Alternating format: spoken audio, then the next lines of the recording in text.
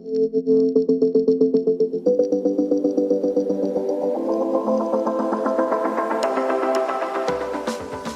to the Tech Ed Podcast, where we visit with leaders who are shaping, innovating, and disrupting technical education.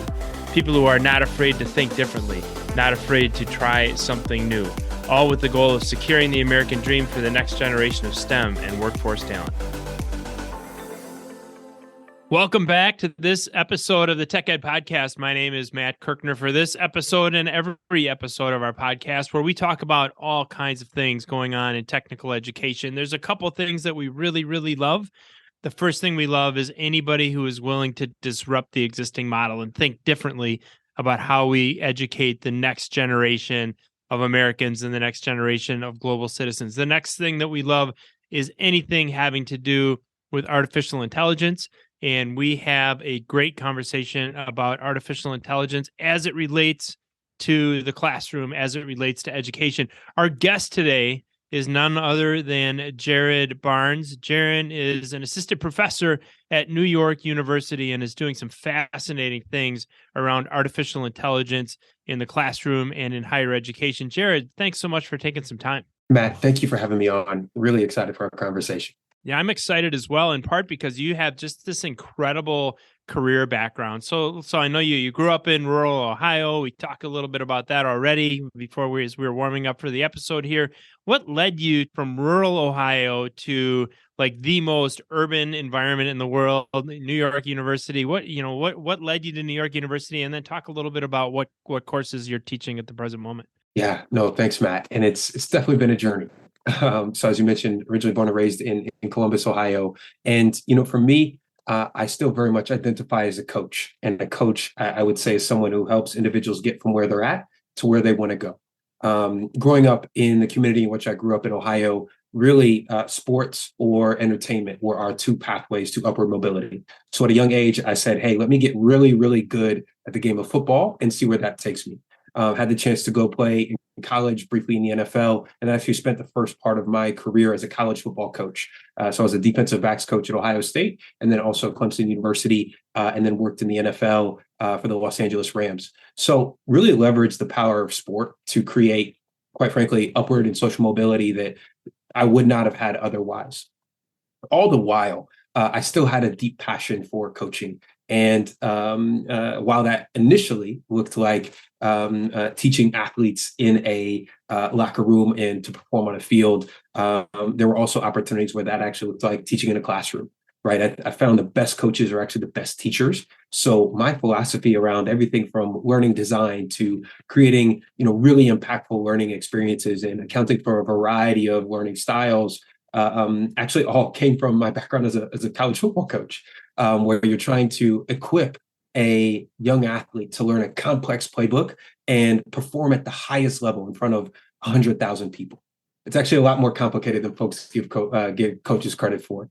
But there was a gentleman, Dr. Daniel Kelly, who was actually the director of all the graduate programs here at NYU, specifically within the School of Professional Studies, who also happens to be an Ohio State alum, who I built a great relationship with. And he said, hey, Jarrod, I know you've gone down this coaching road. Would you ever want to get into the classroom? And I said, wow, that sounds very intimidating. I have no idea. But he opened up a door and an opportunity. I started as an adjunct, teaching a few courses online, and then joined our faculty full-time last year here at NYU. So it's been a very roundabout journey, but I bring that up because coaching is still core to who I am and how I operate in the classroom. And to your last point of the question, joined our faculty here in the School of Professional Studies, really focused on our courses across emerging technology. So that shows up as all of our undergraduate and graduate entrepreneurship courses, which can take a wide variety of directions, in addition to a number of our growth marketing and integrated marketing courses as well. I'm always fascinated by the routes that people take to their careers. And that is one of the more fascinating answers to that type of a question that I think I've heard.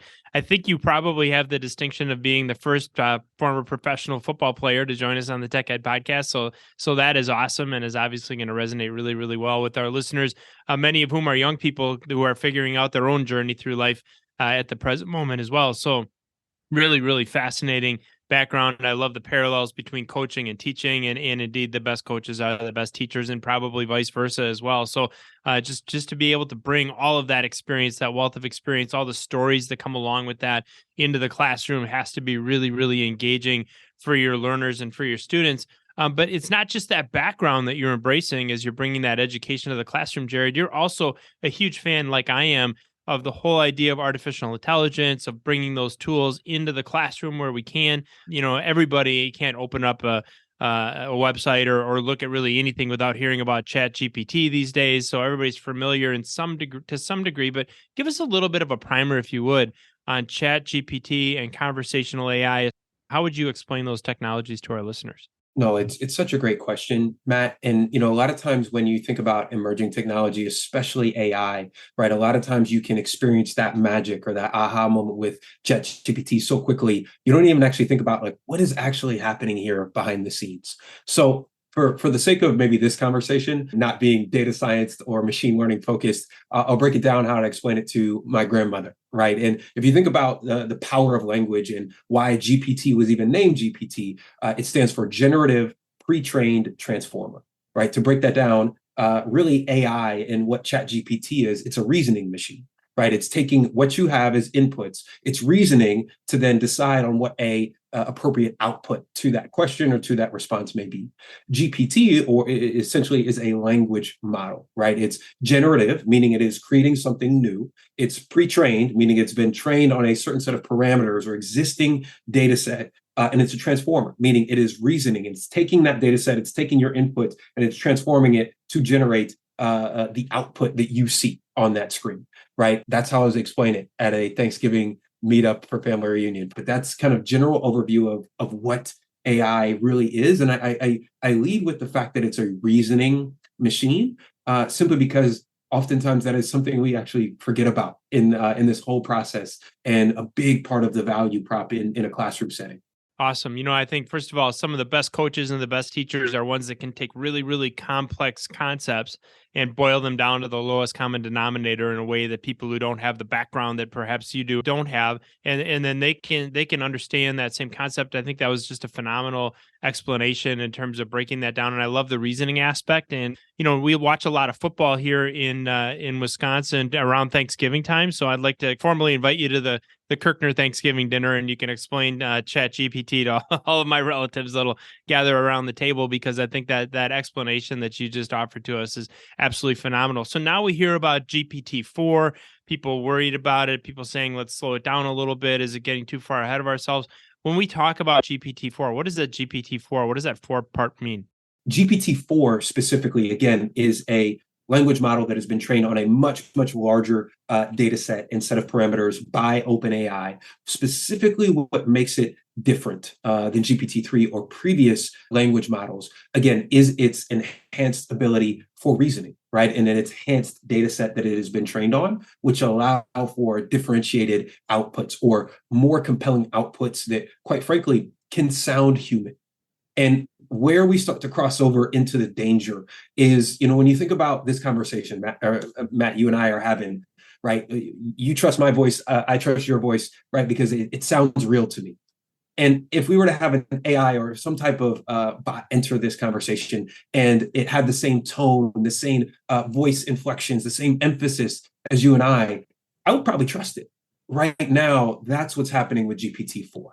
It has been trained so well on so many different parameters, whether it be passing the bar exam, whether it be testing in the 90th percentile on certain language tests or college entrance exams, or being able to even get into what's called synthetic data, or AI that has been trained on data produced by AI, right? That is where, we start to enter into this area of like, whoa, we gotta slow down a little bit here. All the while, there are still many, many opportunities for impact, value, and quite frankly, learning to be had in all of this.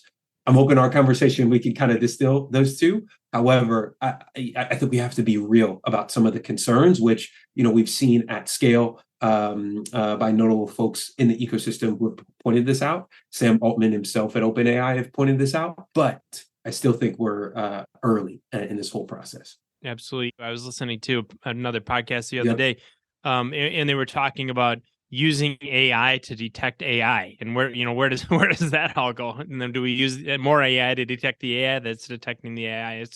It's absolutely crazy where this is going. I'd love for our audience to be aware of some of the other applications or AI tools, if you will, that are being used in education. We hear all about ChatGPT. Is that the only one, or are there other tools that we should be thinking about? ChatGPT is really the tip of the iceberg. I think the beauty of AI and one of the positives is it's dramatically decreased the barrier to entry on actually being able to be a tool in the classroom.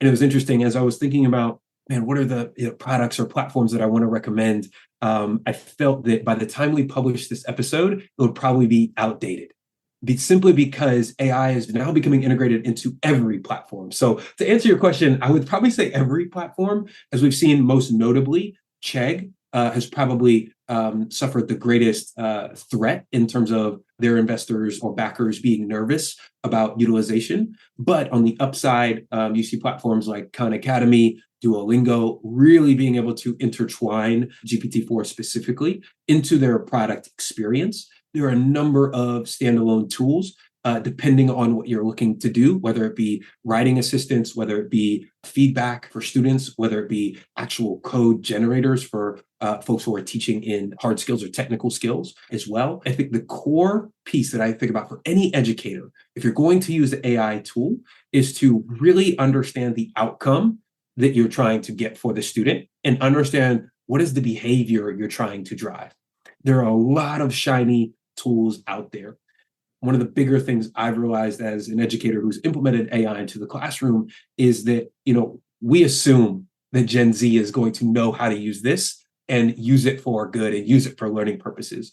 I actually think that's a little bit of a fallacy and not a strong assumption. And that really being able to explain the core use and why this even matters, and here's why you should pay attention to this. And here's how specifically it can help you become a better designer, become a better writer, become a better public speaker. I believe it's being integrated into almost every platform we use as educators. However, my encouragement is to really think about the outcome that you want for the student and what behavior you're consistently trying to drive. I love the way that you characterize that, Jarrod. Begin with the end in mind. Begin with the outcomes. What is it that we're trying to teach? What do we want students to learn? What do we want them to be able to do when they're completed with whatever this coursework is? And then back into how we deliver that learning. The observation that by the time this episode drops, which could be, maybe 2 or 3 weeks from now, some of this could be obsolete or at least, superseded, isn't exactly fascinating and I think accurate one. It really is just kind of mind blowing how fast this is moving, and I think in some ways can be a little intimidating for educators. We hear from time to time that educators are split on the use of conversational AI in education and in the classroom. As you talk with a lot of folks in higher education and in education in general, Jarrod, what are some of the concerns that you're hearing from them? Yeah, and I think we have to be honest with ourselves around what those concerns are, right? And I think it falls in this spectrum, right? There's the spectrum, I would say probably the more urgent ones are around data privacy. The more urgent ones are around perhaps anything that has to do with student health and safety, as well as you think about, what's just going on from a mental health standpoint on college campuses right now, to the other end of the spectrum that have to do with more items focused on quality of work, right? Cheating, being able to simply just copy and paste, so on and so forth, right? So I think there's a spectrum that we have to be just a little bit more aware of and where this falls and what might we solve for or attempt to chip away at today, right? Are we going to solve for all of the challenges around data privacy with AI today or around bias in AI today? Probably not. However, it's very important to be aware. Are there things that we could think about to mitigate risk as it relates to cheating, as it relates to, decreasing learning outcomes because AI is being utilized? Absolutely, we can think about that. So, for me as an educator and as somebody who's just highly practical, again, I'm from small town Ohio, it's like, hey, let's just make this simple and be honest about, what we're looking at here, understanding what that spectrum is, understanding how we might consider mitigating each of those risks. And a lot of that starts with equipping ourselves as educators. Right. I don't come from a background in machine learning, data science, or even a technical trade. But I saw what was happening and I said, boy, I better equip myself as an educator to understand what's going on here in order to really have a voice in how we think about implementing this at scale. So those are some of the challenges I've seen. And again, that spectrum, there are folks like myself. I'll put myself in the bucket of early adopter in this technology. And then there are folks that, quite frankly, aren't very excited at all. And that is completely okay, and absolutely respect that perspective as well. So see kind of the full spectrum of challenges. Jarrod Barnes, assistant professor of New York University, our guest on the Tech Ed podcast, having a fascinating conversation around artificial intelligence. I want to turn, to our former professional football player, former professional coach, college coach, Jarrod Barnes, with a football-esque question. We're sending our good friend Aaron Rodgers from Wisconsin out to New York. I don't know if you're a Jets fan or a Giants fan, or maybe still a Rams fan, and you don't have to answer that question, Jarrod. But speaking of the world of football and the way that he could visualize an entire playbook in his brain, the playbook so very important in professional sports. And to your earlier point, memorizing those plays and executing them probably a lot more difficult than it looks on TV if you're just watching that Sunday football game. So your new education world, you also have a playbook that I understand you've been busy with, and you're using it to educate your colleagues there at New York University about artificial intelligence technology. So would be interested in having you share a little bit about the playbook, share about the workshops you're running for your NIU colleagues there in New York. When you think about the purpose of a playbook, right, again, it's really designed to equip and empower, right, for you as an individual athlete, educator, coach to go perform at your highest level.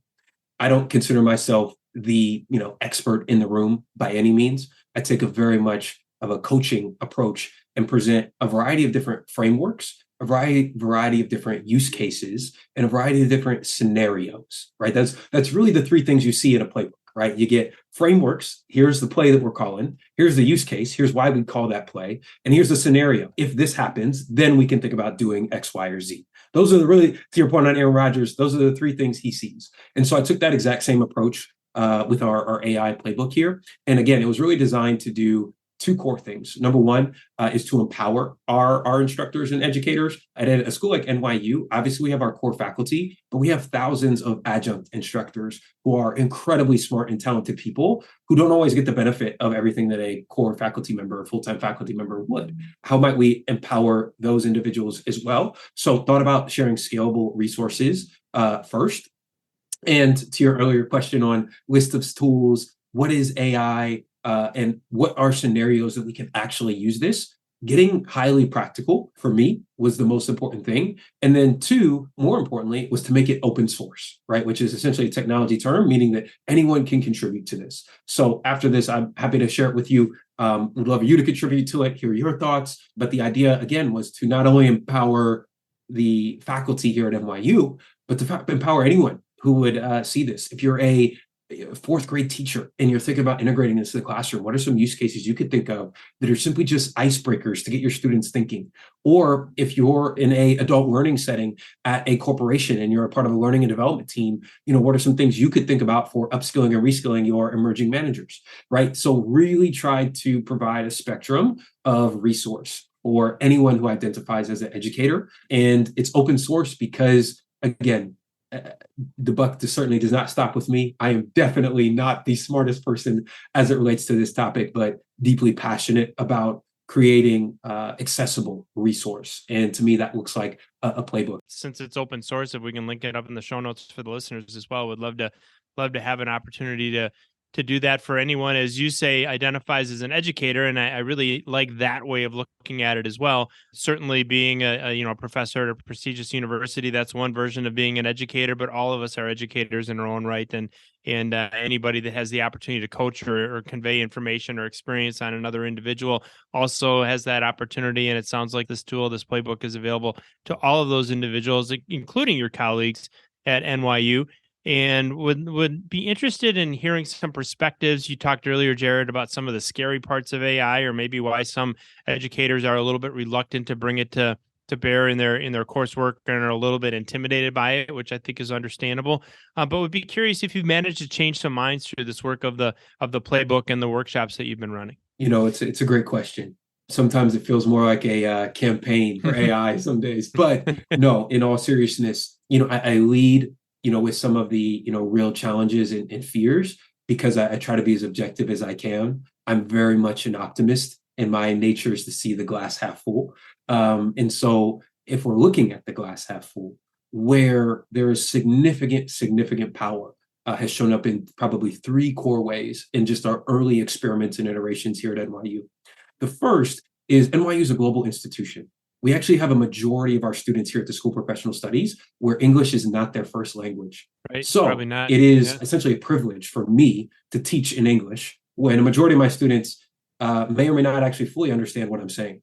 I noticed just by doing qualitative observation that, majority of our students use a translator in class, right? When I use industry words, industry jargon, like, what does that mean? Right? They're not necessarily going to stop me in a lecture to ask what that is. So the fastest use case has actually been to translate some of my lecture notes into Spanish, Chinese, Japanese, and Korean, and be able to share that at scale with our students in literally just a couple clicks. So that's the first. The second then is when you think about meeting learners where they're truly at. We all have different learning styles. And the challenge is for me as an instructor, say I am great at, visual examples and my slides are highly visual, but they don't have a lot of text, or my slides have a lot of text, but there's not many visuals. It's not necessarily inclusive to as many learning styles as possible, right? Or there's no audio or there's no video included. What AI and even a tool like ChatGPT or numerous others can allow you to do is to quickly transform any lecture into a variety of learning modalities, right? Quickly shift something that is text-based into a series of images, or shift the language to be adaptive to a learner's reading proficiency, right? As well, you see that a lot in K-12 use cases of, there's students who are at 8th grade reading level, students who are at a 5th grade reading level. How do you help kind of meet a learner where they're at? Is by being adaptive, right? We're not using this as a crutch, but we're using this as a place to meet them where they're at in order to help them get to where they want to go. And then the third that gets me personally most excited is I mentioned I teach entrepreneurship, right? Entrepreneurship is the essence of creating something that does not yet exist, right? And you're solving problems by creating or revising an existing solution. AI, what it can allow us to do is solve for the cold start, right? It allows a student to become unblocked. That has been the most practical implementation and use case, right? To become unblocked in idea sharing, to become unblocked in working on any existing project. I need a few ideas around this, right? To increase the amount of feedback loops. Those are some of the core use cases. Yeah, I just think that's really, really an exciting and innovative way to look at AI, and all three of those aspects that you shared with our audience, I think were absolutely fascinating. You're doing some other fascinating things in the classroom. I understand that you start every single class with certain AI tools and actually use those tools in the classroom. Would love to hear about that and what your students are getting from that experience. Yes, we start every day with a prompt. A prompt requires you to practice metacognition, right? You have to think about what you're thinking about. If you're going to tell AI to do something, you need to actually think about what you're trying to get AI to do. And so we start each day with the prompt. These prompts are actually submitted by students, whether it be coming up with a new creative idea, whether it be an icebreaker activity, whether it be recapping a previous lecture, right? There's a range. Sometimes we index more on fun and creativity. Other times we index more on actual classroom content and learning outcomes, right? We switch up the variability. But we have students create a prompt every class and put it into different language models, whether it be GPT-4, whether it be Claude that's built by Anthropic, right? All these different language models, or it could be a text-to-image model, whether that's DALL-E, Midjourney, the number of others, or even a text-to-video model, which is built by Runway, another AI company that specializes in text-to-video. So the purpose of this is, one, it's a great icebreaker, right? To really get students engaged. Because again, I go back to our earlier point, the reality is it's very hard to actually expect a student to understand the full capacity and capability of AI right now at 19 years old, right? I feel like that would be unfair to the student. And so it's really on us as educators, and this is why it's been quite frankly, a humbling process is that we actually have to be a bit more moderators, right? Than quote unquote, the subject matter expert, right? For me, I view myself as a facilitator to a learning experience versus that it has to come through me, right? For me, early career academic, it's a little bit easier for me to embrace. I can understand why it would be challenging for others. And so, I say all that to say that, the outcomes that have come from this has been, really sparking student-owned creativity and a layer of peer-to-peer learning that simply did not exist. I can't tell you how many students I have volunteering to say, hey, can I lead our next prompt challenge? Can I lead our next, icebreaker? To me, that level of inbound interest in wanting to have a impact on the student experience, to me, that's the outcome. That's the qualitative data that to me is the proof point, and hoping to actually conduct more formal studies on getting to quantitative outcomes there and pointing towards more clear learning outcomes. But in our early days of experimentation, this is what's contributed to the momentum. Awesome. And so many, I think, messages for the future of education in a day and age where our students can have access to information instantaneously. There's no way that the teacher, the instructor, the professor, doesn't matter how many years of education, can be the full subject matter expert on any topic anymore. There's way too much information out there. Information is changing way too quickly. And so the whole idea of, rather than being the subject matter expert or the keeper of the knowledge that mets out that knowledge as they feel is appropriate to the student, it's really an environment where you truly are the facilitator, where you're trying to create an environment where students are learning certainly from their teacher, from their professor, but learning from each other, learning from technology, interactive learning. So those students that are now coming to you and say, I want to lead the prompt, I want to be the leader of this discussion, and then showing how that discussion can highlight and educate on different forms of AI and different AI platforms. This is a really interesting way to approach education, a humble way to approach education, but the way that we're going to have to approach it in the future if we're going to continue to advance, because gone are the days where you've got the subject matter expert just imparting their vast knowledge to a group of students. I think those days have probably been gone for a while, and the more innovative educators are figuring that out and giving students more interactive experiences and more creative experiences. One of those creative experiences, I understand, is known as the Professor Barnes spot. You have to tell me a little bit about this.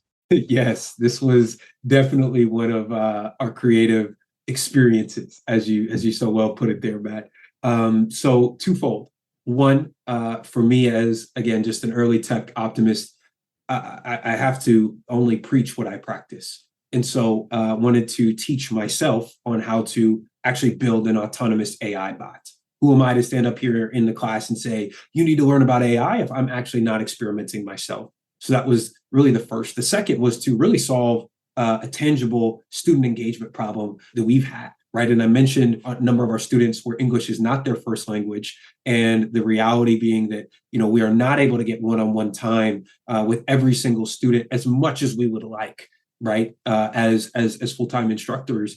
And, we really thought about, how might we better engage students in a persistent way, meaning that it exists 24/7, always on, never off, that can allow them to still experience ourselves as instructors, right? And have somewhat of a autonomous relationship, right? And an ability to where, man, this sounds, like what Jarrod or what Professor Barnes would say, and delivered in a way that he would say it. So our experiment was, can we train an AI bot based on our previous data that we've sent to students in terms of syllabi, in terms of course content, in terms of feedback, in terms of our tone, and even writing, to a bot that can essentially deliver feedback loops and answer questions for students. So train the bot specifically on the most asked questions that we get, which is, how can you help me get a job? What classes should I take? I'm so overwhelmed. How do I manage, my time? How do I break up this essay I need to write, right? So I'm kind of sharing with you how we train the bot on the inputs from students, train the bot on inputs from us as instructors to create this tool that lives autonomously for students to engage with, right? And the early experiments have been very, very positive. Of course, it hasn't been 100% adoption, but the students who have leveraged it have highly benefited from the experience. Specifically, when you're talking about whether it's early in the morning, late at night, I just have a real quick question and I want to be able to get a quick response. that just-in-time response really from an actual outcome standpoint has been where, we see students get kind of the aha in that, hey, instead of trying to email the professor, get a 30-minute meeting and, take time to ask this question, while that is highly valuable and certainly not neglecting that, how can we provide something just in time? That's just beautiful. It's in the same sense that a Fortune 100 company would try to create an automated experience for a customer to drive to a solution rather than having to wait for an individual. Exactly the same idea. Students studying at 1 a.m. has a challenge, has a question. How do I get a job? How do I write this essay? What courses should I take? And they just go to the Professor Barnes spot. Just absolutely fascinating. But I can see how incredibly valuable that would be. One of the questions you said the bot can answer is, what courses should I take? I know you've got a variety of different types of students. You talked about their background from in terms of their language background and so on. So it almost seems like you've got the perfect petri dish to be working with some of these students around some of these technologies and talking with them about how AI is going to disrupt not just education but their future workplace. What are you hearing from the students? So they're going through this amazing, diverse education experience. What are they telling you about that experience? And do you have some interesting stories about what they're learning or what they've told you? I think students are continuing to both stumble upon and gain exposure to more and more use cases, right? And I think part of the challenge and opportunity has been thinking about structuring some of those use cases and delivering that as a educational experience. The other part of it is, how can we inspire students to do this bottoms up as well, right? And kind of come to us with use cases. So I'll share two quick examples. One is kind of top-down educational experience. One is more bottoms up. Top-down, really wanted to show some of the power of AI specifically in marketing, to be able to take one piece of content, turn that piece of content into not only multiple modalities, but build an entire campaign, right, based off of one theme, leveraging AI, and decrease the amount of time that you could come up with, a variety of ways to engage a fan, a variety of ways to engage a customer, a variety of ways to engage a client or stakeholder, right? And really show that breadth, right? So a lot of it has been, from an educational standpoint, been driven by how can we best show the breadth that's available here? And then of the use cases that students do bring to us, which has been everything from elements of gamification and trying to gamify the student experience, to really a focus on digital art and creation, from mentioned the text to image models as well. That's where students have really had a chance to express creative freedom. It started with just one of our prompt challenges being, create an image that models your emotion right now or how you feel. So it's getting them to practice from a mental health perspective, describing their emotion, which is quite powerful for just general well-being, but also two, they see that output, and that output is what sparks kind of the next output. And so students have come to us with some really compelling artwork and design that they've created by leveraging AI. And so that for me is what gets me inspired as a creative tool, because the reality is, yes, this is used in the workplace in terms of productivity, but we also downplay the impact of what personal creativity and personal autonomy can do for someone, right? We know that through self-determination theory, that autonomy is one of the most powerful motivators, right? In just human psychology. And so that for me is what gets me excited about some of the use cases that have come up.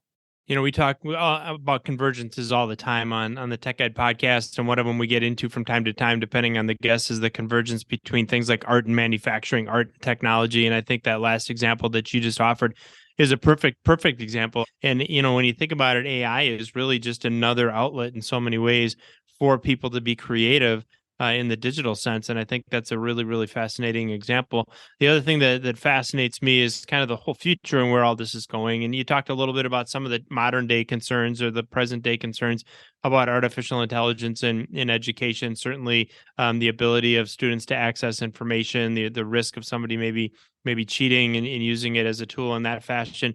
What are some of the other concerns as we look forward? What are educators worried about in applications of artificial intelligence in the future of education?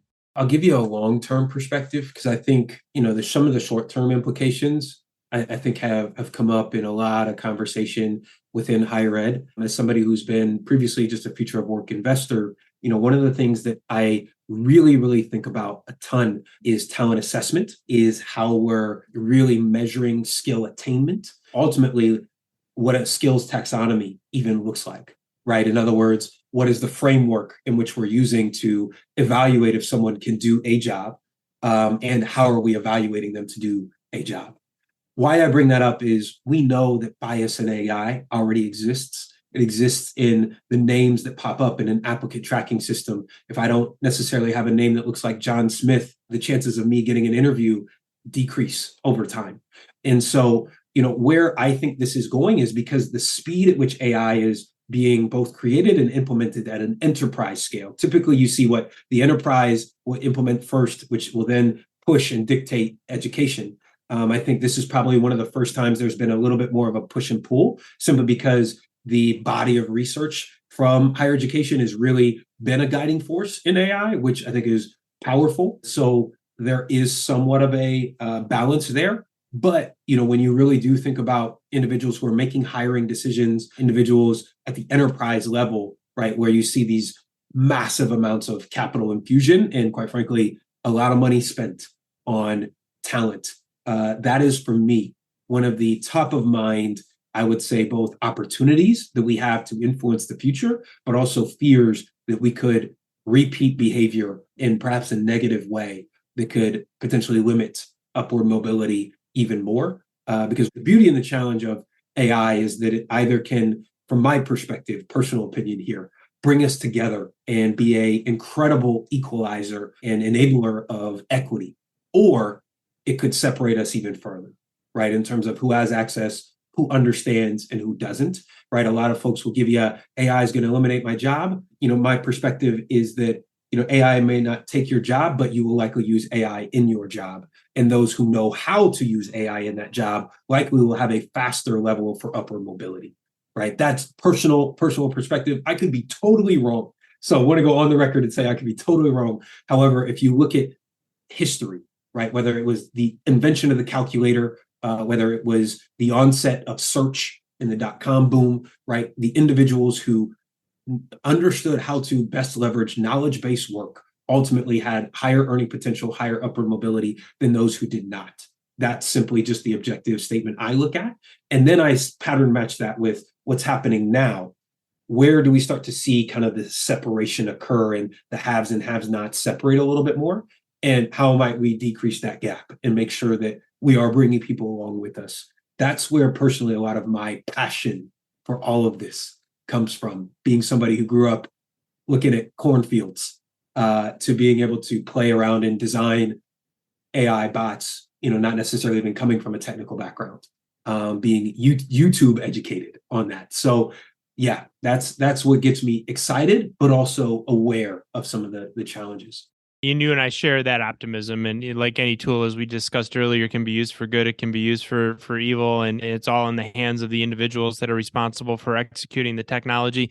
If you look at technological disruptions in the past, I think you're exactly right. I mean, there's always the first thing they do is they make us more efficient in one way or another, and AI is certainly capable of doing that. It does disrupt the work. I mean, it doesn't mean that people necessarily lose their job, but new technologies are going to be disruptive to the world of work.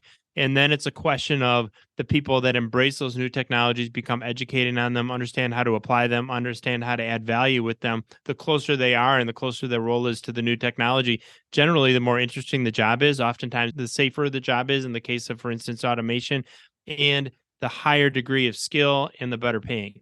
And who among us doesn't want a more interesting job that pays us a little bit more and maybe requires a little bit more skill? So from that standpoint, I'm an eternal optimist as well. And I think that there's a lot more reasons to be optimistic as we implement AI than there are things to worry about. Certainly both. And neither one of us has a crystal ball. I guess the truth will come out over time. So thinking about what the future holds for AI in education, I mean, is it going to be, I love disruption in education, so you won't offend me if you tell me it's going to be totally disruptive. If we look out 5, 10, 15 years, Jarrod, is AI going to totally disrupt the world of education, or is it more of a tool in the educator's toolbox? Matt, it's a phenomenal question. I wish I knew all of the answers to all of this. But no, I think about it in a couple ways, right? And I mentioned, some of the historical context, why I think it's important to be grounded in history and see the patterns of human behavior over time. But I do think this is a little bit different than what we've seen in the past, specifically based off of the speed of innovation and the speed of adoption. Typically, you don't see both. You may see speed of innovation, but you don't see speed of adoption. You may see speed of adoption, but you don't see speed of innovation. That's why I think AI is different. Do I think it will fundamentally disrupt education as we know it? Maybe.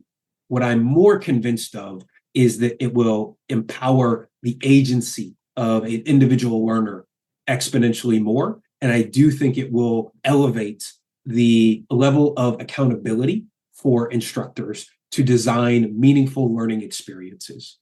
One of the things I appreciate about our students here at NYU is that if it's not a meaningful learning experience, they will call you out and you will know.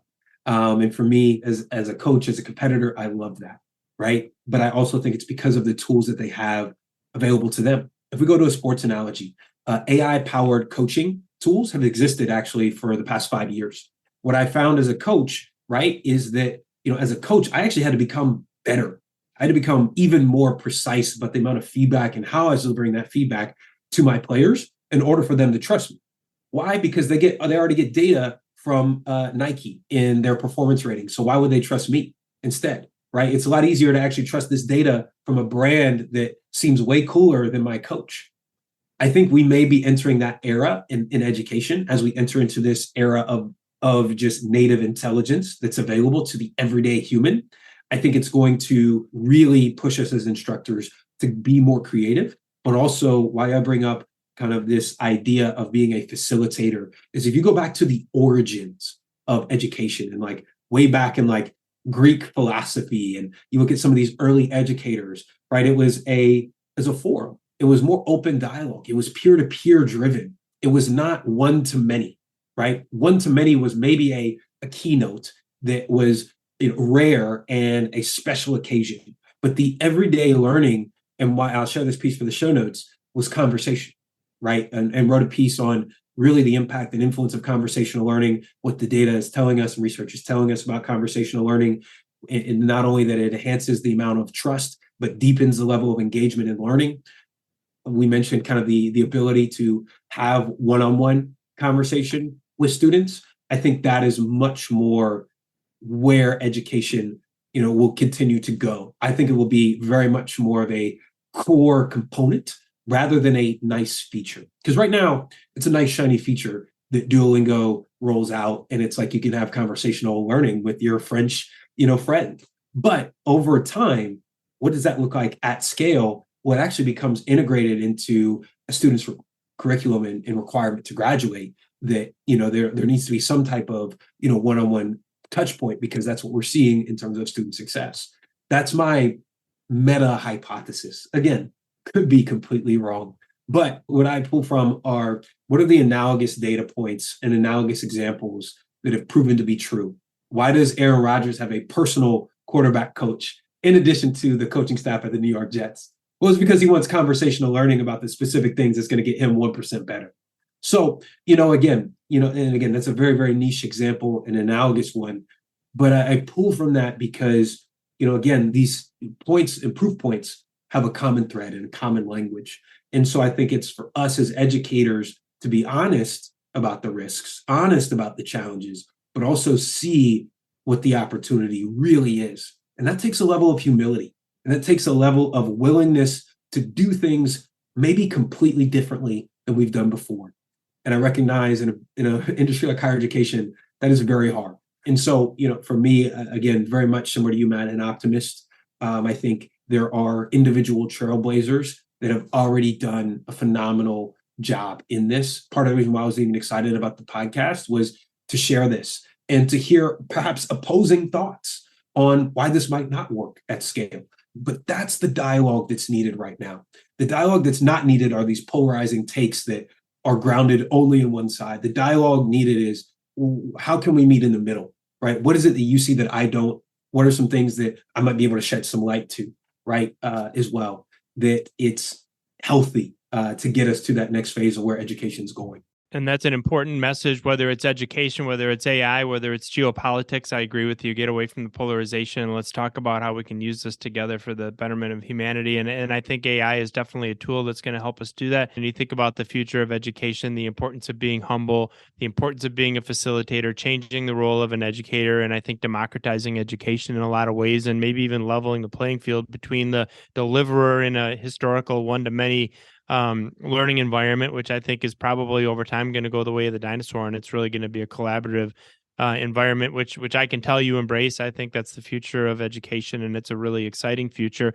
So we talked a lot about the future. We've talked a lot about AI. I want to wrap our time up today, Jarrod, by talking a little bit about the past. I want you to go back and think about that 15-year-old Jarrod Barnes. Maybe he's dreaming of being a professional athlete. I'm going to guess maybe that was the case. He's there in Columbus, Ohio, looking out at that beautiful sea of corn that's growing across the Ohio landscape and thinking about his future. If you could go back and tell that 15-year-old Jarrod Barnes one thing, what would that one thing be? Man, there's a lot of things I would share. But if there would be one thing, I would say to stay curious. I think one of the most powerful things we can lean into as humans is our natural curiosity, right? And I think that is the era that we're living in. As someone who is a dad to be, that's something I hope for, my daughter is to be naturally curious and inspire that. For me, I tell folks I actually, didn't necessarily, graduate high school till I was 26, even though I didn't, but it was because I was only focused on one thing, and that was to play the game of football. Right. And as much as I love football, it's such a powerful game that was integral to who I am and a huge part of my life. I didn't allow myself to be curious. Right. I didn't allow myself to think about things outside of the game. And not that I, stunted growth or anything of that nature. I think actually to be a competitor at that level, you have to display a level of focus that really requires, your full attention. But I did not allow myself to be curious, to explore, to test, to fail. Right? I can't tell you how many times I've tried it. We talked about all the good experiments in the classroom. We could do a whole separate podcast on the times where they didn't work, and students are like, "Jarrod, what are you doing? Like, what is this?" But that's part of the process. That's part of remaining curious and really not only building competence, but confidence in the ability then to operate on a broader scale. So it would be to stay curious. It's great advice to the 15-year-old Jarrod Barnes. Great advice to any 15-year-old, and your characterization of thinking through how do we remain curious, how do we explore, how do we test, how do we fail. Oftentimes we learn as much by what we fail at, or even more than what we succeed at. And so I think that's just phenomenal advice to cap off a phenomenal discussion here on the Tech Ed Podcast with Jarrod Barnes of New York University. I just love the way that you're bringing AI into the classroom. I love the way that you're thinking about this. I love your energy. I love your background. I love your optimism. It's just been a really rewarding time for me today, Jarrod, to spend some time with you, and just want to thank you for being with us. Thank you for having me. Very excited about the future.